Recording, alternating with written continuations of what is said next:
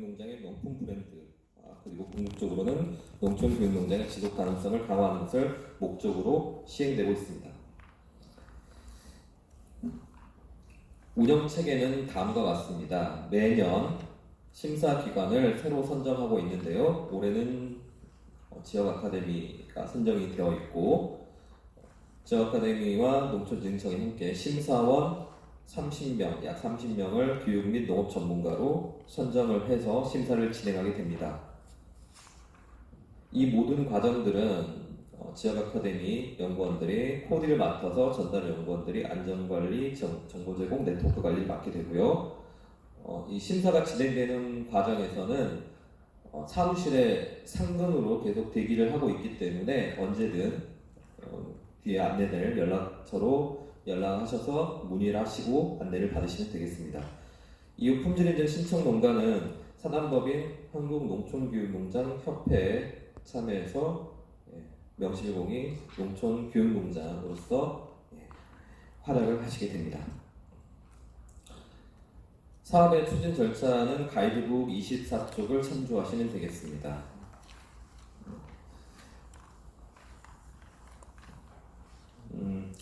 7월에 품질인증 심사기관이 선정되었고요. 이후에 운영계획이 수립되고 희망농가 신청 공고 나가고 설명회 신청 접수가 8월에 진행됩니다. 서류 심사가 8월 중에 진행이 되고요. 현장 심사도 바로 뒤이어서 8월 말부터 9월 중순 사이에 진행이 됩니다. 이후 심의위원회가 개최돼서 인증 승인은 9월, 늦어도 10월까지는 인증 승인이 이루어지게 되고, 인증서 교부는 10월, 11월 사이에 이루어지게 되고, 인증자에 대해서는 농촌진흥청에서 별도로 보수 교육을 진행하게 됩니다. 올해 코로나19로 인해서 일정이 많이 늦어졌고 일정이 다소 빡빡해진 감이 있습니다. 이 점은 양해를 부탁드리겠습니다. 아무래도 심사원들이 대부분 학교 선생님들이시다 보니까 학교 선생님들 일정이 많이 맞춰지게 된 것 같습니다. 주요 일정은 가이드북 26쪽을 참조해 주시면 감사하겠습니다. 서류 접수는 8월 5일, 바로 내일이죠. 내일부터 8월 14일까지 이루어지게 됩니다. 접수 방법은 다시 안내를 해드리겠고요. 서류 심사가 바로 진행이 됩니다. 그래서 서류 접수 이후로는 서류가 사실상 보완이 불가능합니다. 서류 심사 결과는 8월 21일에 통보될 예정이고요. 바로 이어서 현장 심사 배정을 하게 됩니다. 저희가 농가와 개별적으로 다 연락을 해서 배정을 하고 서류 심사를 통과한 농가들의 일정과 그다음 심사원 배정을 8월 24일에서 26일 사이에 진행하게 됩니다. 그리고 현장 심사는 8월 27일부터 9월 13일 사이에 진행이 되고요. 이후에 심의위원회는 이 심사 결과를 바탕으로 해서 최종 의결을 하게 되는데 9월 23일, 그리고 농촌진흥청에서 청장님께서 확인을 해주시면 바로 결과 공지가 25일로 나갈 예정입니다. 이후 인증서 수여식은 아직 지금 코로나 상황 때문에 미정인데 빠른 시일 안에 확정해서 공지하도록 하겠습니다. 인증 요건과 취소에 대해서는 가이드북 34, 35쪽의 내용을 참조해 주시기 바랍니다. 주요 내용을 살펴보면 품질 인증은 크게 두 가지로 나눠줍니다. 80점 이상, 100점 만점에 80점 이상이면 인증, 80점 미만이면 미인증으로 나눠지고요. 그 외 상세 규정들이 있습니다. 교육 프로그램은 25점 만점에 17.5점 미만이면 80점 이상을 받아도 인증이 불가합니다. 서류로 증빙해야 되는 경우에는 심사 시점에 서류가 준비되어 있지 않으면 해당 항목은 0점을 부여하게 됩니다. 제출 서류에 허위 사실을 기재한 경우에는 품질 인증을 취소할 수가 있습니다. 또 심사원에게 허위 사실을 진술한 경우에도 품질 인증이 취소될 수가 있습니다.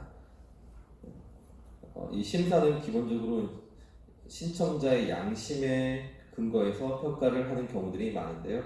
하지만 여러 가지 방법으로 교차해서 그 내용들을 확인을 하고 있습니다. 그래서 만약에 정확하게 내용을 심사를 받지 않으신 경우에는 사후에 취소될 여지가 있습니다. 인증 혜택 및 사후 관리에 대해서는 가이드북 22쪽을 참조해 주시기 바랍니다. 인증된 농가에게는 농촌교육농장 인증서와 인증패가 증정이 되고요. 인증받은 농가만 로고를 사용할 수가 있습니다. 그리고 인증된 농가는 농촌교육농장 홈페이지 DB에 등록이 되고 교육계 우선 홍보 대상이 됩니다. 어린이집, 유치원, 각급 학교, 청소년단체 등과 업무 협약을 체결하고 홍보할 시 우선 홍보 대상이 되고요. 농촌지능기관, 그러니까 농업기술센터, 농업기술원에서도 지속적으로 품질인증 기준 준수와 이행 여부를 수시 점검할 뿐만 아니라 현장 지도를 통해서 품질을 관리를 합니다. 마지막으로 농촌지능기관에서 품질인증 농가를 대상으로 해서 보수교육을 진행하고 지속적으로 관리를 하게 됩니다. 2020년 주요 변경사항에 대해서 말씀을 드리도록 하겠습니다.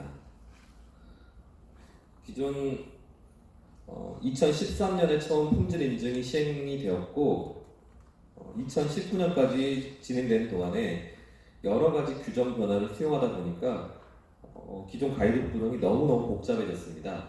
그래서 이 책을 어떻게 봐야 되나 어려움이 많으시다는 의견이 많아서 또 준비하는 과정에 실수를 최소화하시도록 하기 위해서 중요한 부분은 앞으로 다 빼서 필독이라는 부분을 넣습니다.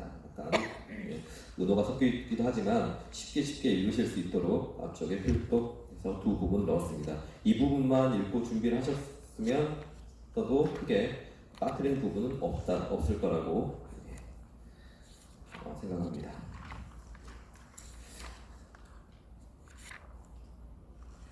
주요 변경 내용을 간략하게 정리를 해보았습니다. 이 부분에 대해서 매년 혼동이 많으셨기 때문에 현장에서도 안내가 잘 되셔야 될 것 같고 준비하시는 분들께서도 유념하셔야 될 것 같습니다. 먼저 신청인은 기존에는 농장 대표자 혹은 부부 명의 신청이 가능했지만 올해부터는 사업자 등록상의 대표자 명의로만 신청이 가능합니다. 그래서 본인 이름으로 사업자를 내셔야 되고 본인 이름으로 신청을 하셔야 됩니다. 모두가 이제 동일인이어야 되는 겁니다. 네, 기존에는 개인 농장과 법인을 구분을 하고 지표도 달리하였는데 올해부터는 개인 농장과 법인의 심사 절차와 서류 부분을 없애고 있습니다. 신청서에 체크하는 부분이 있는데 그것은 농가 현황을 파악하기 위한 것이고요. 심사에 적용이 되지는 않습니다.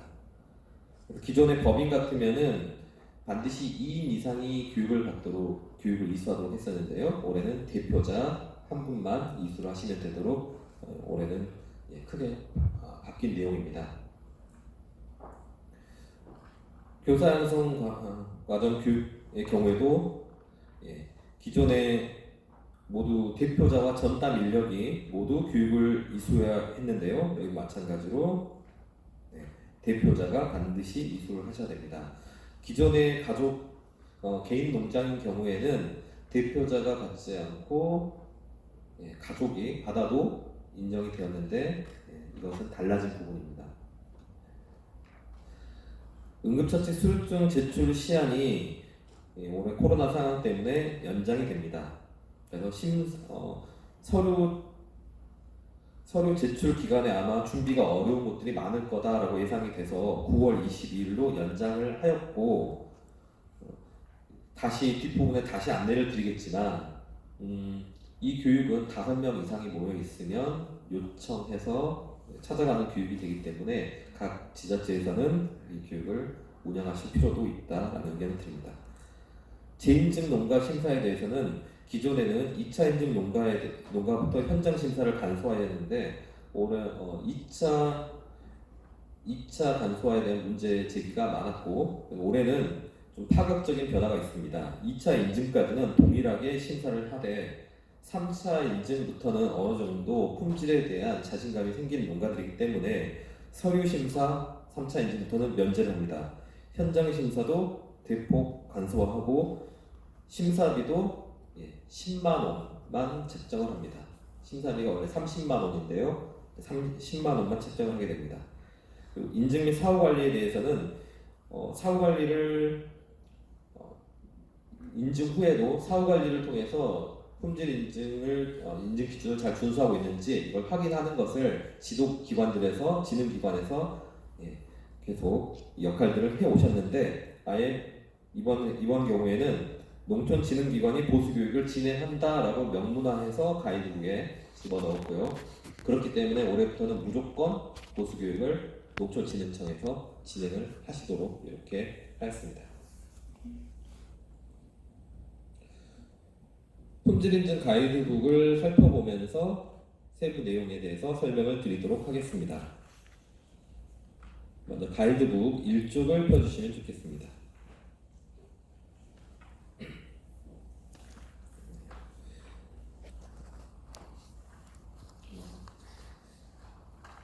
가이드북의 양식들은 그리고 이 가이드북 이 책자도 오늘까지 내용이 반영되어서 가장 최신화된 것은 홈페이지에 전부 업로드가 될 겁니다. 한국 농촌교육농장협회 홈페이지 품질인증센터나 혹은 알림마당 자료실을 통해서 품질인증에 관한 모든 정보는 확인하실 수가 있습니다.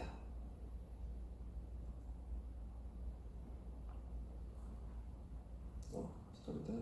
페이지가 잘못됐네요. 페이지는 그대로 이쪽을 보시면 되겠습니다. 먼저 몇 번째 인증인가 확인을 하셔야 합니다. 3차 인증부터는 서류 심사가 면제가 됩니다. 그런데 아무것도 제출하지 않는 것이 아니라 3차 인증 농가부터는 온라인으로 신청서, 추천서, 농장 교육 프로그램 안내서, 농장 전경사진, 활동 모습 사진, 자가 진단표만 제출하시면 이후 안내를 받으시고 심사에 임하시면 됩니다. 2차 인증까지 받아보셨기 때문에 3차 인증 농가는 준비하는데 거의 품이 안 드실 거라고 예상됩니다. 그래서 3차 인증 농가부터는 심사도 간소화되었기 때문에 심사비도 10만 원으로 책정을 합니다.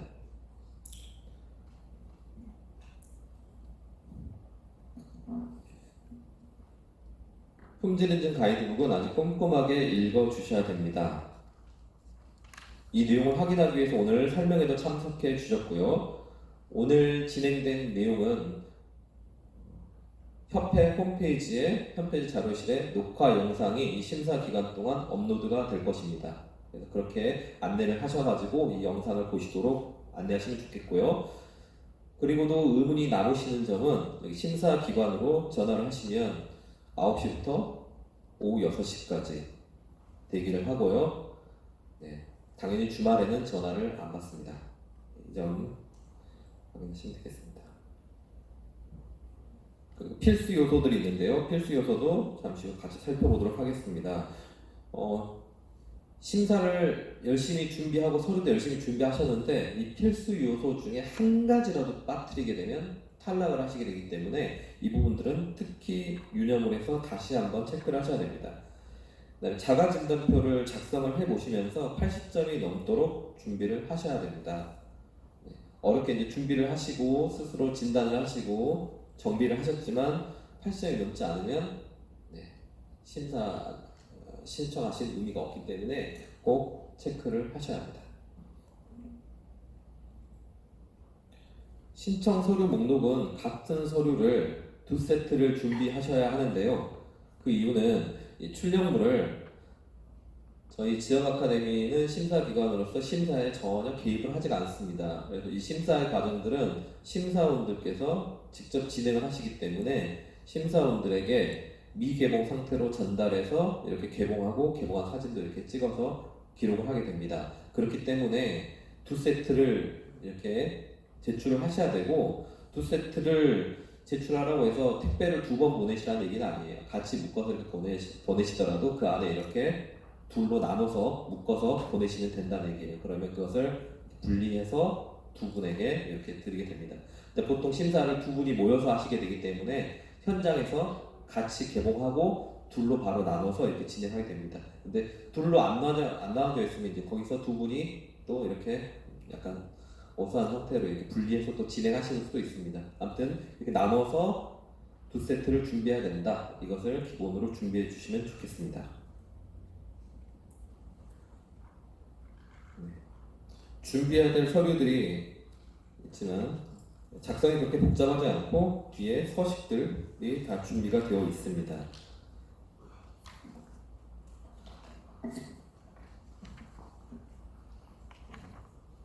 그래서 여기 필수 서류들 한 번대로 다 체크하시면 좋겠고요. 그 다음에 추가 서류들은 이제 뒤에 필요한 내용들은 다시 확인을 하도록 하겠습니다.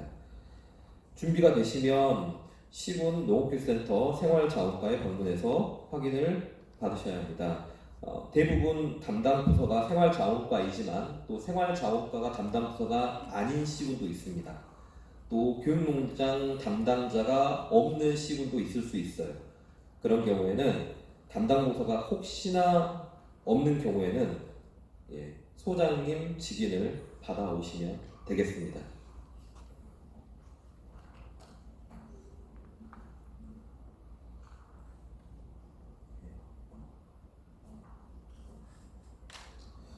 그리고 신청 기간 안에 준비된 서류를 우편과 이메일로 보내셔야 합니다. 8월 14일이 마감일인데요. 14일 당일에 붙이시게 되면 문제가 심사원들에게 서류가 심사 기간에 전달이 안 될 수가 있습니다. 그러니까 미리미리 준비해서 발송을 하셔야 됩니다. 가까운 데 거주하시면 이 주소로 직접 찾아와서 제출하셔도 되고요. 우편으로 보내는 것이 이제 일반적인 방법입니다. 심사비가 책정되어 있습니다. 이 심사원들 교통비라든지 숙박비라든지 식비라든지 이런 경비들은 농촌진흥청에서 정부 지원을 하고 있지만 실제 이제 사용되는 심사원 인건비의 경우에는 전부 자부담으로 지출이 되고 있습니다. 그래서 신규나 재심사를 받으시는 분 혹은 2차 심사를 받으시는 분까지는 30만 원으로 책정이 되어 있습니다. 3차 심사 이상부터는 10만 원으로 책정이 되어 있습니다. 이것을 신청하실 때 동시에 납부를 하셔야 합니다.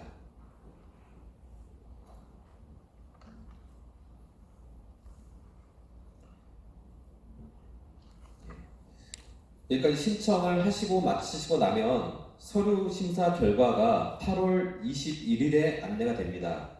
이것을 확인을 하셔야 합니다. 만약에 안내가 안 됐다라고 하면 다시 저희한테 전화를 하셔가지고 문의를 하셔야 합니다.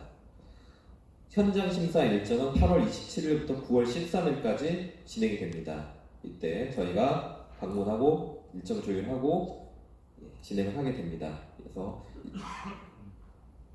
서류 심사 결과를 안내를 받으셨으면 바로 이어서 이 조정 기간에 저희가 연락을 드리기 때문에 이것도 일정을 확인하시면 되겠습니다.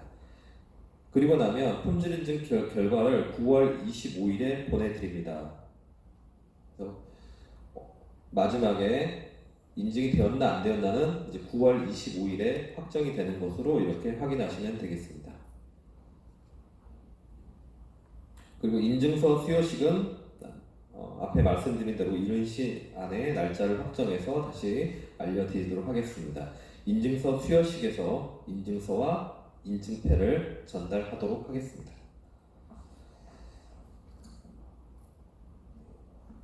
필수 요소는 가이드북 7쪽을 참조해 주시기 바랍니다.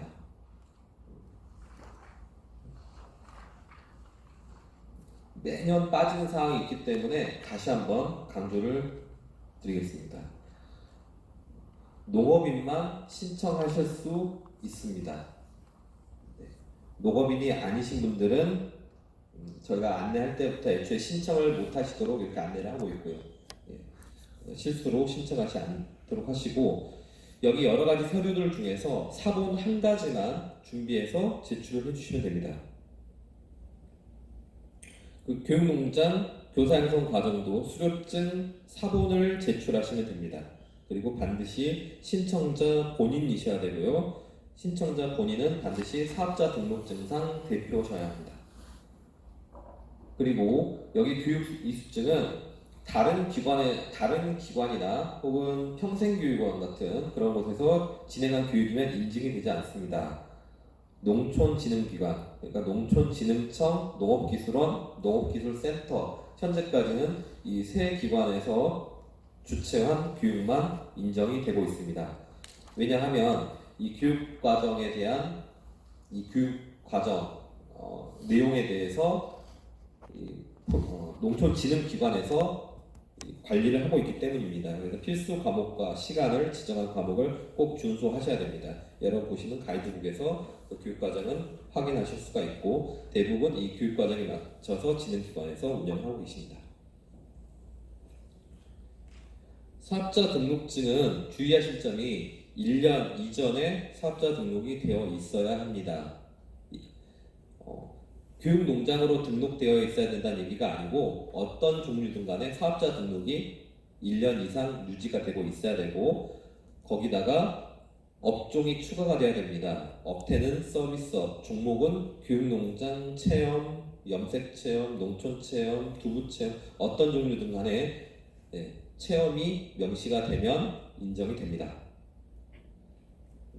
사업자 등록증은 신청 기간에 닥쳐서 등록을 하시려고 하면 등록이 지연되는 경우들이 많아요. 그러니까 미리미리 준비를 하셔야 합니다. 다시 강조드리면 신청자는 사업자 등록증상 대표자와 동일인이어야 합니다. 다음으로 농촌교육농장 교육 프로그램이 꼭 있어야 합니다. 이 교육 프로그램에 대해서는 농촌교육농장 교사 양성 과정에서 30시간에 걸쳐서 자세히 다뤄지고 있는데요. 그 내용을 참고하시면 좋겠습니다. 특히 주의하실 점은 교육에서 자세히 다뤄지고 있는 내용이기도 하지만 다시 한번 강조드립니다. 마인드맵에는 교육 내용이 있어야 되고 교육활동 매뉴얼에는 교육활동이 있어야 합니다. 그리고 교육활동 계획안에는 학습 목표와 진행 과정이 드러나야 합니다. 이런 기본적인 형식을 갖추고 있지 않은 경우에는 서류에서 탈락하시게 됩니다. 이런 기본적인 형식을 갖추지 못하고 보내신 이후에 왜 탈락이냐 이렇게 물어보시는 경우들이 있는데요. 심사하시는 분들이 학교 선생님들이기 때문에 아무래도 교육계의 신뢰를 얻는 차원에서 이 프로그램에 대해서는 조금 더 신경을 써주시면 좋겠습니다. 그래서 교육 프로그램의 경우에는 17.5점을 꼭 넘어야 되는데 앞에 자가진단표를 작성하실 때 이 부분에 유념을 하셔야 합니다. 왜냐하면 이 프로그램 점수가 주요 탈락 사유이기 때문입니다. 안전관리 기준을 모두 충족하셔야 하는데 안전수칙을 게시하셔야 합니다. 게시한다는 것은 출력물이든 설치물이든 그것이 눈에 보일 수 있는 곳에 있어야 된다는 얘기입니다.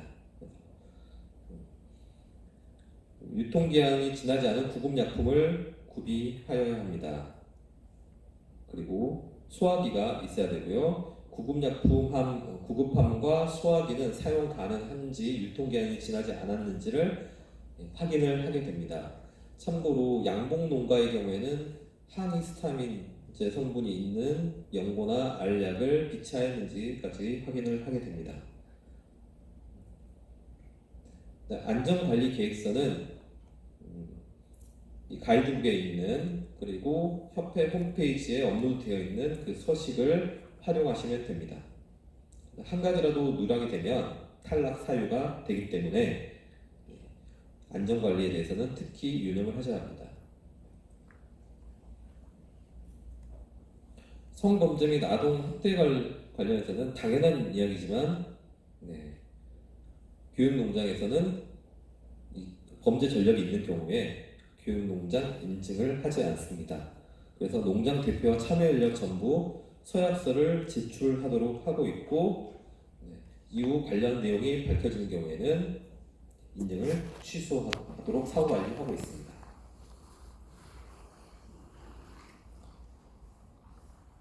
배상 책임보험에 가입하는 것도 필수 요소입니다. 배상 책임보험을 가입할 때는 1억 원 이상이어야 합니다. 1억 원 이상이지만 관행상 어떤 보험의 종류에 따라서 9,500만 원 이렇게 한기가 그어진 보험도 있을 수 있어요. 그런 것들은 약간의 반올림을 해서 허용을 하고 있습니다. 그 정도 허용을 하고 있고요. 그래서 보험의 종류가 배상 책임 보험이 아니거나 금액이 9천만 원 이하로 현저히 낮거나 하는 경우에는 다시 가입을 하셔야 합니다. 그리고 가입처는 여기 전화번호를 하나 기재를 해 놓았는데 이 보험을 꼭 가입하시라는 얘기는 아니지만 교육농장 전용 보험으로 설계가 된 보험이라서 교육농장 여건에 맞고 현재까지는 사고가 거의 교육농장들이 자정을 하면서 사고가 거의 발생하지 않았기 때문에 최근에 알아본 보험 가격으로는 가장 저렴한 보험에 해당합니다. 안내를 드리고요. 응급처치 교육은 12시간 이상을 받아야 합니다. 지금 국내에서 정기적으로 시행되고 있는 대표적인 교육이 대한적십자사 응급처치 교육 과정이었고요. 이 과정을 기준으로 해서 이제 다른 교육 과정들도 추가로 이렇게 확대 편성되고 있는데 대한적십자사 응급처치 교육 과정 12시간이거나 보건복지부 응급처치 교육 인증기관에서 주관하는 교육을 12시간 이상 받으시면 됩니다. 그리고 수료증 사본을 제출하시면 됩니다. 근데 올해 안타깝게도 교육들이 많이 개설이 되고 있지 않습니다. 그런데 확인해 본 바로는 요청을 하면 방문해서 교육을 진행하고 있습니다. 그래서 지역마다 시군마다 체험 연구회나 혹은 농업기술센터를 통해서 이렇게 교육을 요청해서 방문하는 형태로 교육을 진행하시는 것이 바람직하지 않은가 생각을 합니다. 참고로 간호사이시거나 조산사, 한의사, 치과의사, 의사, 응급구조사 분들께서는 응급처치 교육을 이수하시지 않아도 이수하신 것으로 인정을 해드립니다.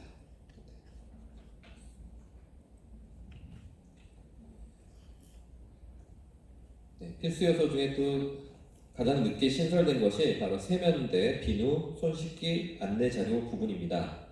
저희 교육농장뿐만 아니라 교육 운영 기관들에서 대부분 필수 요소로 적용을 하고 있고요. 이번 코로나를 겪으면서 더 절실해진 거기 때문에 이 사항도 필수 요소로 계속 유지를 하고 있습니다.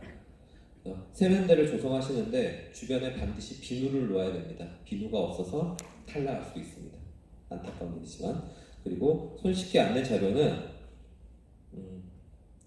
저희 교육농장에서 사용하고 있는 손 씻기 안내 자료는 주로 질병관리본부 홈페이지에 자료실에서 이용을 하고 있습니다. 매년 새로운 포스터들이 올라오고 있는데요. 홈페이지에 접속하셔가지고 A4 사이즈로 출력을 하셔서 컬러든 흑백이든 상관없습니다. 하셔가지고 코팅해서 세면대 앞쪽에나 옆쪽에 잘 보이는 곳에 이렇게 게시를 해주시면 되겠습니다.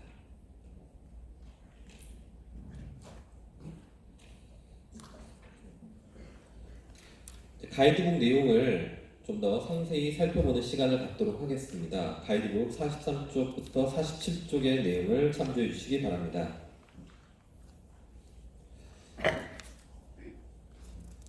품질 인증 지표는 품질 요소 5가지 그리고 27개의 품질 항목을 바탕으로 해서 이 지표를 설정을 하고 있습니다.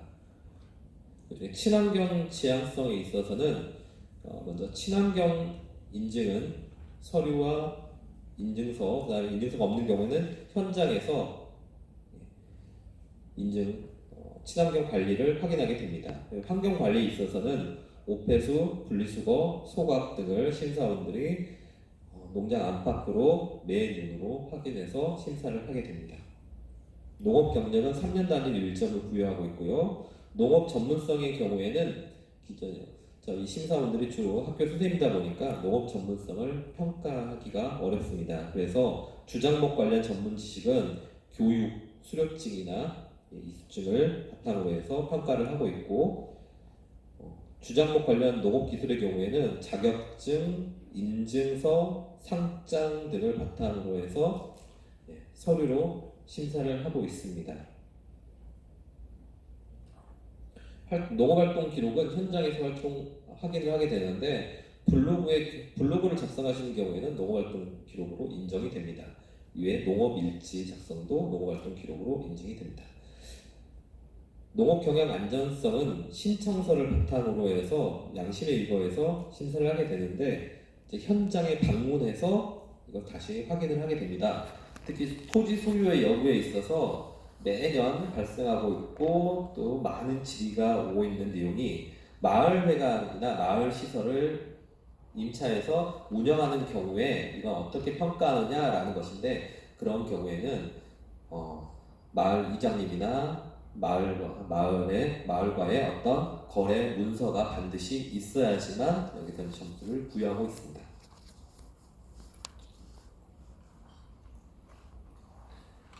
네, 교육 운영자에 관한 것은 가이드북 48쪽에서 56쪽을 참조해 주시기 바랍니다.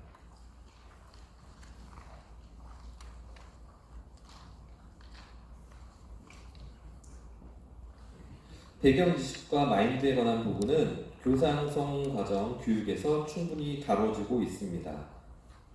이것은 이제 심사원들이 저희 이제 모의 심사를 하면서 매년 새롭게 준비된 질문을 바탕으로 해서 여러분에게 질문하게 될 겁니다. 그래서 학교 교육 과정에 관한 기본적인 내용들, 농업인의 자긍심에 대해서 여러분들이 말로 설명할 수 있으셔야 심사를 받으실 수가 있습니다. 그래서 한 번쯤 가이드북에 있는 내용을 보시면서 스스로 질문하고 답해 보시는 시간을 가지시기 바랍니다. 뚜렷한 교육 방침과 철학도 마찬가지입니다. 나는 어떤 교육 방침과 철학을 가지고 있는지 스스로 질문해 보신 다음에 심사에 임하셔야 편하게 답을 하실 수가 있습니다. 교육 프로그램 개발 능력도 현장에서 확인을 하게 됩니다. 그래서 주제 중에 통합 접근의 경우에는 중심 주제를 바탕으로 해서 여러 가지 접근법들, 그러니까 과학적 접근, 예술적 접근, 수학적 등을 질문을 하게 될 겁니다. 그것을 바탕으로 학습 목표를 만들도록 할 것이고, 그 학습 목표에 맞는 활동을 만들어 보시라고 할 겁니다. 이것은 당연하게 이런 질문들이 나가게 될 것이기 때문에 여기에 대해서 평소에 프로그램을 개발했었던 경험을 바탕으로 해서 답을 하시면 되고, 심사에 임하기 위해서 미리 준비를 하셔도 좋을 것이고, 교육 교재를 다시 한번 보셔도 좋을 것 같습니다. 교수학습 능력에 대해서는 교환을 바탕으로 해서 평가를 하게 됩니다. 그래서 교환의 일부분을 실제로 진행을 하도록 여러분들에게 안내를 할 겁니다. 그래서 보통 10분 정도 진행이 되는 것 같습니다. 10분 내지 20분 정도 실제로 교환의 어떤 부분을 진행하도록 할 것이고, 그 진행 과정에서 드러나는 부분들은 확인하고 드러나지 않는 부분들은 그것을 드러내기 위해서 여러분들한테 질문을 할 겁니다. 심사위원들은 기본적으로 여러분들이 가지고 있는 것을 드러내기 위한 질문들을 하게 될 것이고요. 거기에 대해서 부정적으로 이해하지 마시고 긍정적으로 응대를 하시면 여러분에게 좀 더 좋은 결과가 있으실 겁니다. 그다음에 운영관리 능력에서 농촌교육 능력 전문성을 가진 전담 인력 항목이 있는데, 여기에 본인이 전담을 하고 있고, 혹은 가족이나 직원이 어떤 보조교사로 혹은 또 다른 전담 인력으로 이렇게 활동을 하고 계신 경우에는 가족이라는 것, 직원이라는 것을 증명하실 수가 있으면 됩니다. 근데 안타깝게도 우리 집에 직원도 아니고 그냥 동네 언니가 와서 도와주는 형태다, 그런 경우에는 여기 이제 점수 대상이 아닙니다.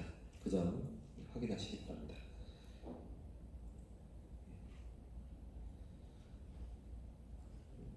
교육 프로그램은 57쪽부터 63쪽의 내용을 참조해 주시기 바랍니다. 교육 매뉴얼은 형식에 맞게 갖추어져야 될 것이고요. 이것을 위해서 교육농장 교사양성 과정이 운영이 되고 있습니다. 교육활동 계획안은 교육농장의 꽃이라고 할 수가 있는데요. 학년별 교육활동 계획안은 6개 학년을 대상으로 해서 작성이 되었을 때 3점 만점을 주고 있습니다. 그 다음에 다회차 교육활동 계획안의 경우에는 같은 대상을 4회 이상 맞이해서 운영할 수 있는 교환을 작성했을 때 만점을 주고 있습니다. 아무튼 교환을 여러 개 작성을 하시면 심사위원들께서 그 대상을 구분하고 회차를 구분해서 가급적이면 점수를 더 주기 위해서 노력을 하실 겁니다. 그래서 많은 교환들이 작성이 되면 좋을 것이고요. 혹여나 교환 중에서 같은 지역에서 같은 교환을 서로 이제 비슷하게 공유해서 작성하시거나 하는 경우에는 오히려 감점 요인이 될 수도 있습니다. 그래서 각자 본인의 교환들을 자신 있게 보내주시면 좋을 것 같습니다. 일단 교환의 질적 완성도에 있어서는 특히 형식에 있어서 학습 목표가 없는 교환이 있습니다. 그런 경우에는 이것은 교환이 아니기 때문에 완성도 자체를 평가하지 않고 바로 서류 탈락을 하게 됩니다. 그래서 교환의 형식에 대해서는 다시 교재를 다시 확인하시고 작성하실 필요가 있습니다.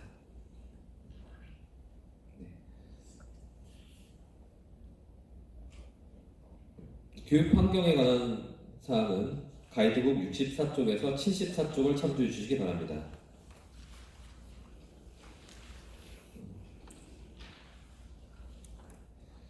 이 부분은 심사원들의 재량에 많은 부분들이 맞춰져 있는데요. 심사원들의 실제 농장의 그런 분위기, 이미지를 바탕으로 해서 기준을 정하고 심사를 하게 됩니다. 안내시설에서 농장 간판의 경우에는 위치가 농장 간판이 농장 입구에 있으면 1점, 농장 내부에 있으면 0.5점 이런 식으로 기준이 정해져 있습니다. 그러니까 꼼꼼하게 기준을 보실 필요가 있고요. 그 다음에 주차장의 경우에는 안전한 승하차 공간의 경우에 국도변에서 하차하는 경우에는 아무리 안전하게 유도를 하시더라도 무조건 0점을 부여하게 돼 있습니다. 그러니까 우리 집이 국도변에 있어서 어쩔 수 없는 경우에는 어쩔 수 없이 0점을 받게 되기 때문에 이것은 이제 그 기준이니까 양해를 부탁드리겠습니다. 그다음에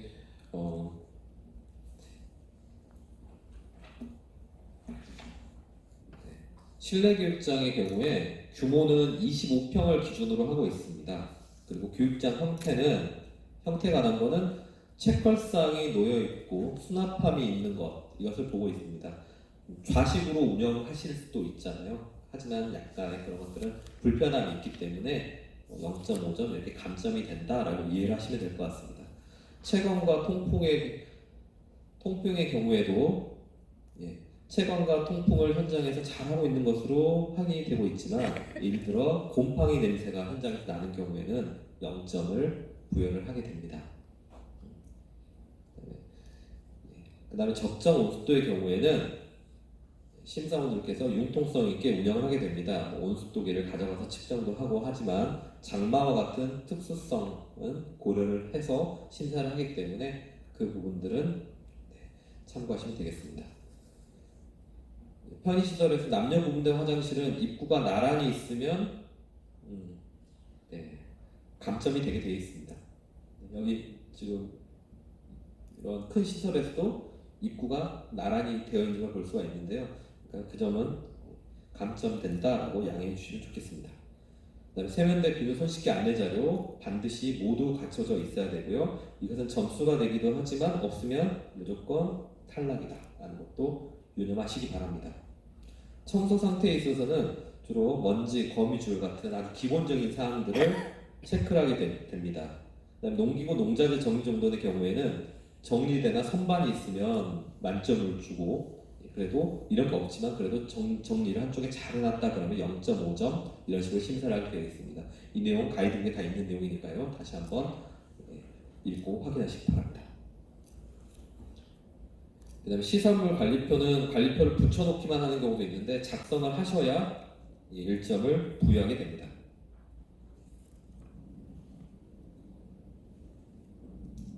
교육 서비스에 관한 사항들은 가이드북 75쪽부터 80쪽 사이를 참조해 주시기 바랍니다.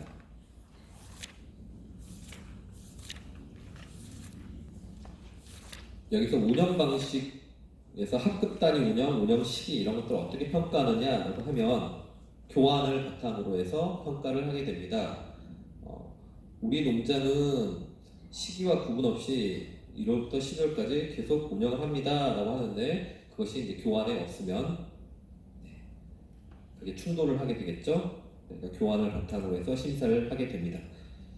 그리고 심사원들께서 상당히 깐깐하신 경향이 있습니다. 그 다음에 고객 관리에서는 교육농장 운영 평가 관리는 기본적으로 소관문을 통해서 하게 됩니다. 그래서 기존에 운영하고 계신 분이 아니시라면 소관문이 없을 거기 때문에 이 경우에는 그냥 1점 감점된다 이렇게 생각하시면 되겠고, 운영하시는 분들께서는 소관문 관리를 잘 하시면 좋겠습니다. 그 다음에 안전관리에 있어서는 이것도 필수 요소였고요.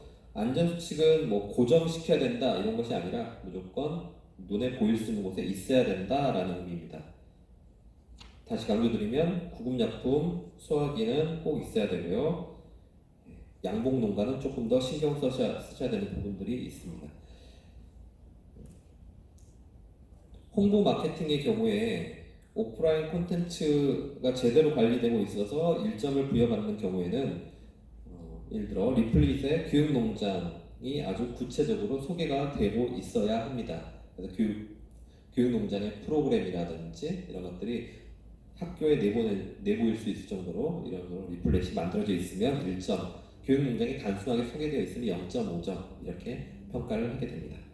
그리고 온라인 콘텐츠의 경우에 홈페이지를 관리하고 있으면 0.5점, 그 안에 교육농장 콘텐츠가 별도로 이렇게 작성이 되고 있으면 1점 이렇게 부여를 하고 있습니다. 네, 마지막으로 행정관리에 있어서는 행정문서를 작성할 수 있는가를 보는데, 견적서와 세금 계산서를 작성할 수 있는가를 확인을 합니다. 세금 계산서가 없는 경우에는 카드 결제가 가능하면 됩니다. 그래서 반대로 카드기가 없다 그러면 세금 계산서를 발행할 수 있어야 되고요. 왜냐하면 이제 방문기관에서 요청하는 아주 기본적인 서류이기 때문에 이 두 가지를 확인을 해서 심사를 하고 있습니다. 신청서 양식은 가이드북 83쪽을 참조해 주시기 바랍니다. 여기서 이제 어려우신 부분이 질문을 많이 하시는 부분이요. 가운데쯤 보시면 주장목이 있고 중심 주제가 있는데, 이거 교육을 받으신 분들은 뭐 주장목, 중심 주제 이것에 대해서 잘 이해하고 계십니다. 주장목과 중심 주제가 다른 경우들이 많이 있기 때문인데요. 중심 주제는 여러분 교육 프로그램을 작성할 때 마인드맵에 중심 주제가 되었던 것, 그것을 생각하시면 좋을 것 같고, 주장목은 여러분 농사에서 가장 매출이 높은 부분 이렇게 이해하시면 될 것 같습니다. 그래서 장목일 수도 있고, 중심 주제는 천연염색일 수도 있고, 나의 취미생활, 도자기일 수도 있고, 혹은 주장목과 전혀 관련 없는 물이나 에너지를 중심 주제로 하는 농장도 있습니다. 그렇기 때문에 주장목이랑 일치할 수도 있고 일치하지 않을 수도 있습니다. 그 다음에 농장에서 농업의 비중은 매출을 기준으로 합니다. 생산, 가공, 판매의 비중이 전체 매출에서 어느 정도 차지하는가, 이것을 기록하시면 되겠고요. 이거는 또 별도로 확인하는 방법이 있습니다만 일단은 양심평가에 맡기고 있습니다. 그 다음 운영 시기 이런 것들은 여기 기록도 하시고 또 교환을 통해서 평가를 하게 됩니다. 그 다음에 전납 인력의 경우에는 아까 심사 기준에도 있었기 때문에 여기는 가족인지 직원인지를 반드시 여기 명시를 해가지고 작성을 하셔야 됩니다. 혹여 서류가 빠진 분이 있을 수도 있어요. 그래서 저희가 현장에서 또 가서 확인을 해야 되기 때문에 여기다가 성명, 그 다음에 관계가 가족인지 직원인지, 동네 언니면 여기에 기록하실 그럼 여기도 뭐 기록하셔도 됩니다만 그것이 뭐 점수화 되지는 않습니다. 그 다음에 경영 목표의 경우에는 양적 목표, 질적 목표 다 가능합니다. 양적 목표는 매출 기준이 될 수도 있고 방문객 기준이 될 수도 있고, 혹은 우리 어떤 종류의 방문객을 맞이해서 프로그램을 운영할 것이다가 목표가 될 수도 있고, 그것을 어떻게 실천할 것인가 이걸 구체적으로 실천 계획들을 한 두세 가지 정도 이렇게 기록을 하시면 되겠습니다. 뭐 실제로 목표가 있으시고 그걸 어떻게 실천할 건지 계획이 없으신 농가는 지금까지 없었기 때문에 농가들 입장에서는 크게 무리가 없으실 것 같은데 이걸 지도하시는 입장에서는 이걸 어떻게 작성해야 되느냐 이것들을 많이 문의를 하시더라고요. 역으로 농가에서는 거의 어려움 없이 작성하시는 것 같고요. 네, 아까 이제 서식 중에서 안전관리 계획서를 보시면 여기에 보시다시피 여기 대피로라고 되어 있어요. 그래서 농장의 시설 주로 이제 실내 교육장이 되겠죠. 실내 교육장을 이렇게 배치를 하고 여기다가 소화기라든지 구급함이라든지 이런 거 위치를 표시하는 것이 예, 일반적입니다. 그래서 여기에 비상구도 표시가 돼야 되고요. 그래서 여기는 뭐 농장 전체 안내도를 여기다가 그리는 것이 아니고 크게 그 시설을 여기다가 표시하는 게 일반적입니다. 네, 뭐 열과 성을 다 하셔가지고 이걸 안내도를 막 그리셔도 상관이 없는데요. 꼭 그렇게 안 하셔도 된다는 얘기고요. 그 다음에 안전장비 현황에는 소화기가 예시로 들어있는데 소화기라든지 구급함이라든지 뭐 불을 끄기 위해서 양동이라든지 모래함이라든지 이런 것들을 위치를 표시하면 되겠습니다. 그 시설에 또 다른 그 안전 시설들이 또 들어간 곳들이 있더라고요. 그런 것을 여기다가 기록을 하시면 되겠습니다. 여기는 뭐 잘했냐 못했냐를 보는 게 아니고 안전관리를 하고 있는가를 체크하는 거기 때문에 이 내용의 어떤 상세함이나 이런 것들에 대해서는 평가를 하지 않습니다. 그 다음에 이제 비상연락처 같은 경우에는 가까운 곳에 있는 이런 시설들을 이름과 연락처를 인터넷에서 확인해 가지고 이렇게 기록을 하시면 됩니다.